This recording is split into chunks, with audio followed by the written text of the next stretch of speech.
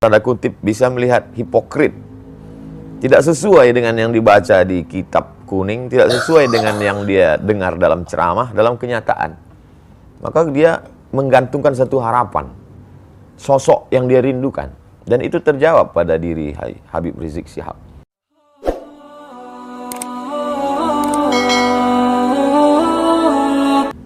Sejauh mana hubungan Ustadz sebenarnya dengan Habib Rizik Syihab? Kalau dilihat dari segala aspek justru lebih banyak perbedaan, Pak Karni. Usia misalnya saya 77, beliau 65. Ya, saya lahir 77, beliau 65. Lebih kurang 12 tahun perbedaan panjang. Saya di Mesir, beliau di Imam Muhammad Ibnu Saud di Riyadh. Mesir ini lebih terbuka, sedangkan Riyadh ini satu mazhab saja. Iya. Kemudian pula dari segi nasab, saya orang biasa, beliau Habib, keturunan Nabi Muhammad SAW. Tapi kemudian ketika ada beberapa hal yang ada titik persamaan.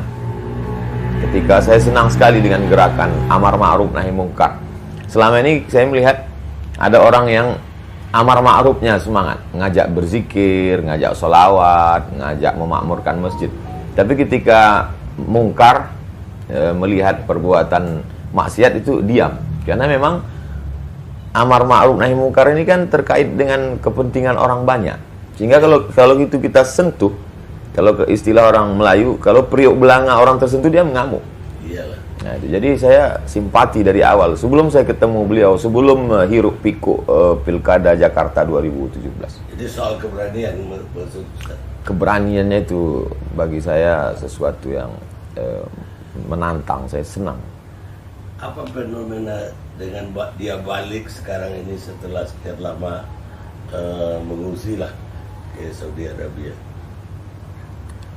Kalau sekarang itu kan kita lihat Pak Karni, beberapa FB sahabat-sahabat kita itu kan dihilangkan berita terkait semua yang menulis HRS, Imam Besar, Habib Rizik Syihab itu kan langsung hilang. Kemudian yang posting-posting Instagram juga hilang. Saya masih ingat itu ketika kami umroh Januari 2018 di Makkah. Ketika itu saya ada waktu itu Ustadz Dery Sulaiman. Ustadz Dery Sulaiman mau tes streaming. Sudah dikasih tahu sama yang lain, tes aja, nanti 5 menit pasti down. Dia tes betul. Aku tes dia bilang. Begitu 5 menit langsung down. Jadi apa sebenarnya kesalahan makhluk hamba Allah yang satu ini? Berapa triliun negeri ini sudah dirugikannya? Apa BUMN yang pernah dia jual? Jadi bagi saya itu sesuatu, sehingga sampai menyebut namanya pun, menulis namanya pun. Tapi yang namanya manusia ini kan semakin ditekan, semakin diintimidasi, semakin justru pergolakan semakin. Untuk umat Islam sendiri, bagaimana Ustadz melihat Habib Rizik? Umat Islam ini kita mengajarkan di sekolah-sekolah dari mulai MDA sampai ke Universitas Islam, kita mengajarkan tentang integritas, tentang kejujuran, tentang keadilan, tentang bagaimana bersikap terhadap penguasa. Tapi kemudian santri-santri itu dalam tanda kutip bisa melihat hipokrit, tidak sesuai dengan yang dibaca di kitab kuning, tidak sesuai dengan yang dia dengar dalam ceramah, dalam kenyataan. Maka dia menggantungkan satu harapan, sosok yang dia rindukan. Dan itu terjawab pada diri Habib Rizik Syihab. Jadi sebab itu kalau ada orang bertanya, apa rahasia di balik manusia bisa menyambut beliau sedemikian ramai? Ada yang mengatakan 3 juta di airport itu. Apa di balik itu semua? Kalau bagi saya simpel saja. Orang sedang mencari sosok, kemana dia menggantung harapan.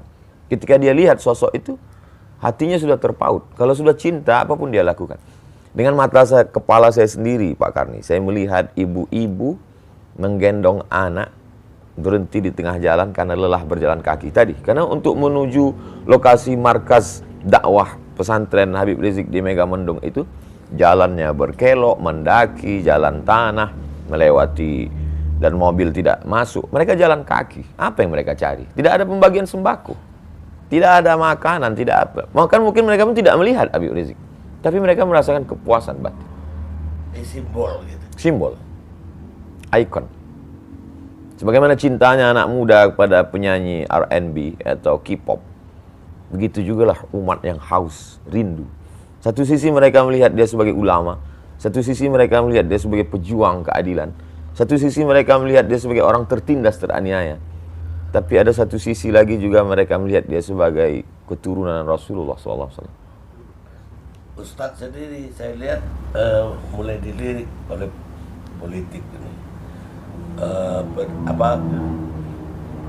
Yang penggagas, salah satu penggagas Partai Masubi baru, Ya. Reborn Masubi, udah mengumumkan Ustadz akan jadi Dewan Surah. Jadi apa ya Ustadz mulai tertarik untuk ikut dalam politik? Saya, Pak Karni, dalam 30 malam bulan Ramadan itu, ada satu malam saya khususkan kajian politik Islam. Kemudian kalau saya memberi kuliah umum di mahasiswa, selalu saya pesankan kalian mesti ambil peran di politik. Kalau tidak, politik kita akan diambil orang lain. Kemudian kalau saya ceramah di mana-mana, walaupun itu tablik akbar di stadion, di tanah lapang, sebenarnya substansi isi yang saya sampaikan itu hanya 3 poin saja. Pertama, islahut tarbiyah, perbaikan pendidikan. Masukkan anak ke TK Quran, SD Quran, SMP Quran, SMA Quran. Setelah itu terserah dia mau kuliah di mana. Yang penting basicnya Islam, Quran. Yang kedua, islahul iktisad, perbaikan ekonomi. Maka gerakan belanja ke warung tetangga, produk halal, bangkitkan ekonomi umat. Kemudian itu banyak sekali video endorse saya terhadap produk-produk UMKM dan lain sebagainya. Yang ketiga adalah islahul siyasah, perbaikan politik. Makanya di mana-mana saya tausiah, pilihlah anggota legislatif yang peduli pada perda syariah, kemudian pilihlah pemimpin yang memperdulikan pada ajaran Islam. Kalau paling tidak dia menyuarakan peraturan-peraturan atau sikap dia, itu keberpihakan dia kepada Islam. Itu yang selalu saya sampaikan. Maka ketika saya diminta sebagai narasumber seminar yang diadakan oleh sahabat-sahabat dari Masumi Ribon, Ustadz Abdul Somad sebagai narasumber untuk memberikan pandangan tentang sejarah politik Islam. Ya, saya dengan Pak Abdullah Heha Mahua dan beberapa narasumber lain ketika itu saya sampaikan. Jadi kalau kata Pak Karni Masumi Ribon melirik saya, sesungguhnya tidak hanya Masumi Ribon, aspek politik, segala sesuatu yang memerlukan orang ramai, orang banyak, tidak hanya politik, dari mulai endorse kerupuk sampai endorse partai, saya kira mereka akan gandeng saya. Bukan berarti ungkapan saya ini pede sekali, tidak. Tapi memang itu kenyataan yang saya terima hari ini. Apa mungkin setelah ini kita akan melihat Ustadz itu justru bukan lagi, tidak hanya di mimbar masjid, tapi di panggung politik juga? Sesungguhnya Pak Karni, ketika kita menjadi ustadz, kita sedang menempatkan diri sebagai juru kampanye dalam tanda kutip. Karena ketika kita berislam, itu Islam mencakup segala aspek. Ada aspek ibadahnya, artinya ketika saya tampil di mimbar, saya sedang mengatakan, marilah kita sholat, marilah kita puasa, marilah kita berzakat. Berarti saya juru kampanye ibadah. Kemudian di dalam Islam itu ada namanya fikih muamalah, ekonomi. Maka ketika saya tampil sebagai ustadz, sesungguhnya saya juga sebagai jurkam ekonomi Islam. Karena waktu itu saya mengatakan riba itu haram, marilah kita bermuamalah secara islami, marilah kita pinjam meminjam dengan cara Islam. Dan ada satu lagi yang dilupakan orang, bahwa dalam fikih itu ada namanya fikih siasah. Siasat kata orang kita. Atau disebut juga dengan as-siyasah asy-syar'iyyah, atau disebut juga dengan istilah al-khilafah, atau disebut juga dengan istilah min fiqhid daulah. Terserah mau pakai istilah manapun, tapi sebenarnya Islam mengatur aspek politik. Seorang ulama besar dari kalangan mazhab Syafi'i bernama Imam Al-Mawardi, meninggal tahun 450 Hijrah, menulis suatu kitab khusus berjudul Al-Ahkam As-Sultaniyah, hukum hakam kesultanan, politik Islam. Jadi ketika saya sebagai seorang ustadz, saat itu sebenarnya secara tersirat saya sedang mengatakan, hai umat, marilah menuju politik Islam. Karena Islam itu kafah secara aspek, dari mulai ibadahnya, muamalah ekonominya, sampai kepada politiknya. Hanya saja ada sahabat-sahabat saya yang sesama LC, sesama ustadz yang langsung cenderung langsung masuk ke dalam partai, menjadi anggota legislatif, ada di DPD, ada di anggota Dewan Kabupaten, Kota, Provinsi, DPR RI, ada bahkan yang langsung jadi kepala daerah. Tapi saya tidak. Saya hanya menjelaskan kepada umat, ini loh politik Islam. Tapi sebagai pelaku politik praktis langsung, saya kira tidak. Karena saya memang secara historis, sejarah pribadi saya, kakek dulu mengatakan cucuku yang ini sekolah agama. Jadi saya memang sudah disetting dari awal belajar agama. Maka saya tidak SD, saya madrasah ibtidaiyah, sanawiyah, aliyah, kuliah di Al-Azhar, S2 hadis di Maroko, S3 juga hadis. Lalu kemudian saya menjelaskan ajaran Islam. Jadi insya Allah saya tetap pada pendidikan dan dakwah, Pak Kami. Kalau ya seperti waktu ditawarin jadi wakil presiden pemilu yang lalu, Ya. kan Ustadz mengatakan Ustadz mau jadi berdakwah aja, Dakwah. mau jadi Ustadz aja, tidak mau jadi wakil presiden atau orang praktisi politik lah. politik. Apa itu tetap? Insya Allah Pak Kami. Jadi saya mensupport kawan-kawan, sahabat-sahabat saya, bagi-bagi tugas. Ada yang jadi penjaga gawang, yang mengajarkan kitab kuning di pondok-pondok itu mereka tidak pernah tampil ke depan. Menurut saya ini adalah penjaga gawang. Lalu kemudian ada yang menjadi back, ini yang menjadi anggota legislatif, ini mereka adalah backnya. Mereka membackup ini ajaran Islam di parlemen. Lalu kemudian ada yang menjadi striker, penyerang di depan, yang langsung tampil di depan mempengaruhi umat. Jadi saya tidak ingin kita saling salah menyalahkan. Saya tidak mengatakan, Pak Kiai, Tuan Guru, Ustadz, kalian kok cuman di tiang gawang aja, maju ke depan. Dan mereka juga tidak menyalahkan saya. Ya Abdul Somad, kenapa kamu terbang ke sana kemari, jaga ini tiang gawang? Enggak, kita bagi-bagi tugas, insyaallah.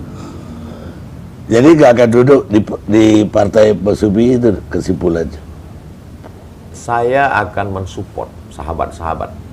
Dari atas, dari bawah. Dari bawah saya akan menyadarkan umat tentang pentingnya politik Islam. Karena sekarang banyak umat ini sudah putus asa dia dengan politik Islam ini, Pak Kani. Saking banyaknya politik Islam ditambah lagi dengan pelaku-pelaku politik Islam itu sendiri. Lalu kemudian al-Islam mahjubun bil muslimin. Ajaran Islam itu terhijab, terdinding, tertutup oleh perilaku umat itu sendiri. Saya ingin menjelaskan, ini loh Islam. Ini perbuatan umat Islam. Jangan karena kamu sholat di masjid sendalmu hilang lalu kau salahkan satu masjid. Bedakan perilaku umat Islam dengan politik Islam. Politik Islam itu bersih. Karena kalau politik ini kita tinggalkan, maka habislah suara kita. Kita akan menjadi mayoritas, tapi dalam perundang-undangan kita akan menjadi minoritas. Karena keputusan kita diambil oleh orang lain. Akan diambil oleh komunis, akan diambil oleh sekuler, akan diambil oleh liberal. Maka umat Islam mesti berperan di sana. Di bawah ini disadarkan supaya mereka memilih, yang sampai mereka tidak memberikan perannya, karena kita tinggal di negara demokrasi. Kemudian di atas saya selalu sampaikan bahwa adik-adik, ketika saya melepas calon mahasiswa yang akan berangkat ke Al-Azhar, Kairo, Mesir, ke Timur Tengah, saya jelaskan itu, kalian nanti pulang, kalian punya bakat masing-masing. Ada yang akan menjadi businessman, entrepreneur, ada yang akan membangun pondok pesantren, tapi ada di antara kalian yang akan menjadi politisi, politik praktis, langsung dia menjadi anggota DPD, DPR RI, kepala daerah, dan lain sebagainya.